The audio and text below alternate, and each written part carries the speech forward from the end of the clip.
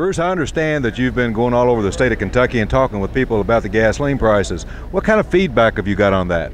Well, I can tell, and this is the first time in my lifetime where I've seen one issue be on everybody's mind. Very few people do you talk to at the gas stations who will not talk about it, what they think, what their opinion is. They don't all agree, but I think most of them want to share their opinion. The thing that I've noticed most, though, Jim, and you'd appreciate this, if you go into one of those stations today, my guess is 80% of the people get a fixed amount of gas. They don't come in and fill up.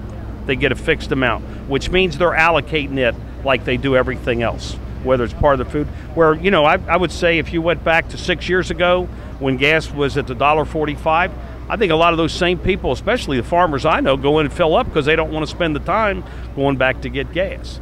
You know, one other story that I had, when Richmond, Kentucky, a lady in a van got $3 of gas, and I asked her, I said, well, you can't go 12 miles on this. She said, I just have to know that I can get to the hospital.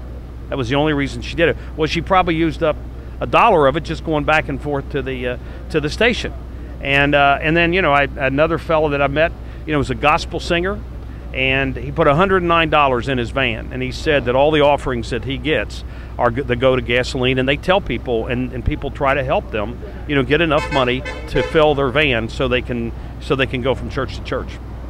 Well, you know, I was at a gas station the other day, and you know what person told me something really interesting. They said, you know, this is a gasoline tax imposed on us by the oil companies, and it doesn't go into government funds. What do you think about that?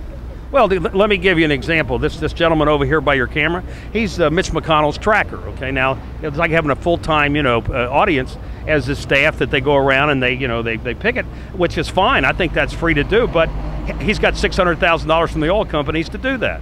And I think when you take that kind of money, it's kind of hard to believe you'll be impartial.